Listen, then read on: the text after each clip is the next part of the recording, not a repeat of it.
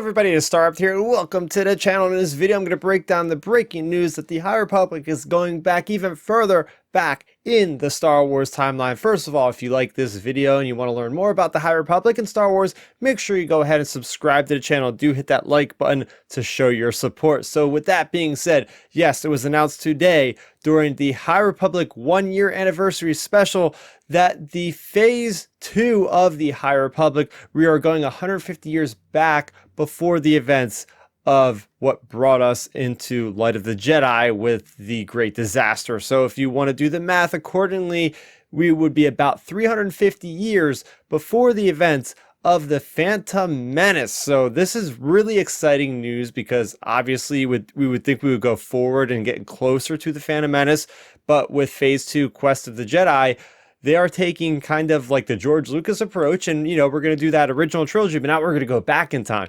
So it's going to be very interesting there. So we're going to talk about the details of everything we know, and I'm going to talk about some speculation for what Phase 2 could bring us at the end of this video. So we learned that Phase 2 will kick off this October, so we have a little bit of a wait because we have Wave 3 just launched today, so we're going to have several months to go before we get into that Phase 2 content. What is that content going to include? We got some hints at that. First off, Charles Soule and the rest of the team is going to be still involved with Phase 2. So Charles Soule did acknowledge that he's going to have a story about the character of the Blade of Bardotta himself, and that is Porter Engle back in his earlier days. We're also going to get Kevin Scott, who is going to restart the new wave of the High Republic comics for Marvel. We're going to have Justina Ireland teaming up with a new writer to Star Wars. Her name is Tessa Gratton, and they're doing a young adult novel.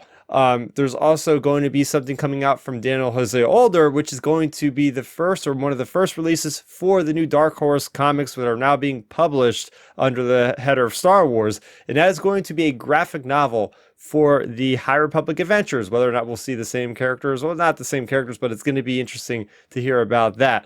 And also, we have new writers that are going to be joining us. We have George Mann. He's known in Star Wars for doing books like Myths and Fables, as well as the Sith Legends.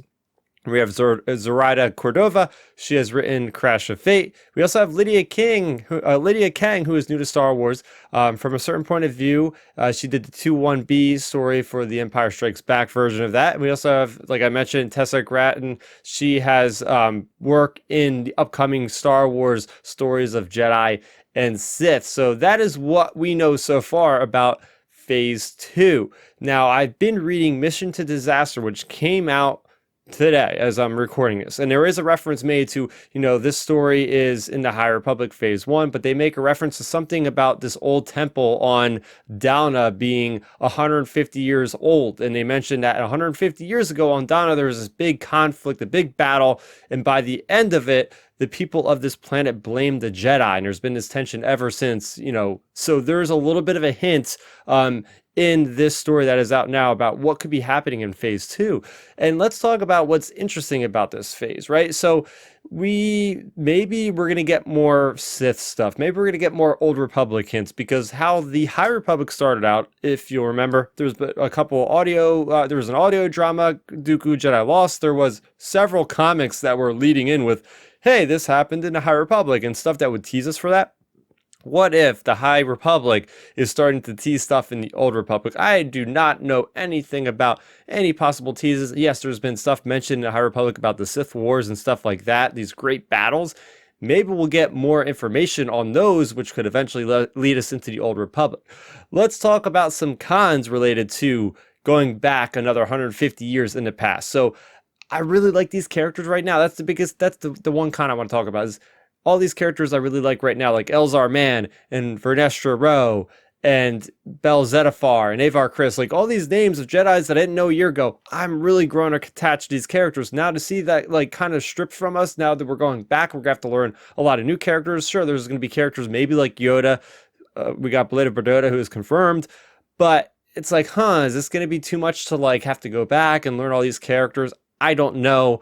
But what's really interesting about this is there's going to be an age of exploration, right? Because at this point, the Jedi outpost in the High Republic Light of the Jedi Phase 1, everything's established basically in the Outer Rim. It's just the Jedi are sort of like, hey, they're the guys that are watching these places. Now in phase 2, they're going to actually have to, make settlements and actually go into the wild, wild west, so to speak, dealing with these different species that have never encountered these different species in the Jedi and different things like that. There's not going to be a starlight beacon back then, obviously. So things are going to be a lot more antiquated, I would assume. And I would like to see like the different designs, different vehicles, technology. I think that's going to be super fascinating. And just kind of wrapping this up, when the High Republic was originally announced, I thought it was a little bit like too close with the 200 years gap, but now we're seeing this extend 350 years before the Phantom Menace, and that's kind of where I thought the territory would start with the High Republic. So to see them actually having this larger basis, and now there's this 150-year gap, are they going to be able to fill that in eventually with books and comics? Probably. So now the groundwork laid for the High Republic is even more fertile. Remember, there's at least 3 phases confirmed for the High Republic, so I'm guessing phase 3, they're going to kind of jump back into fast forward. I don't know, because I haven't read The Fallen Star yet.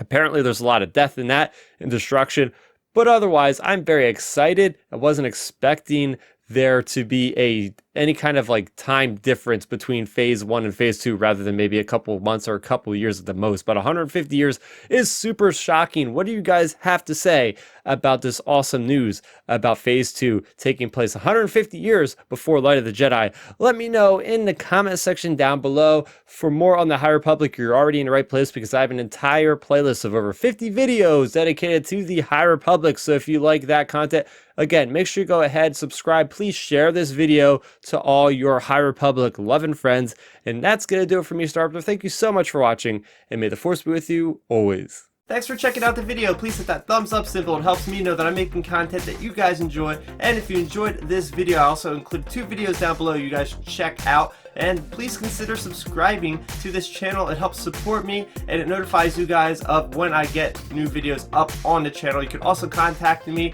on Twitter, Facebook, and Instagram @StarRaptor.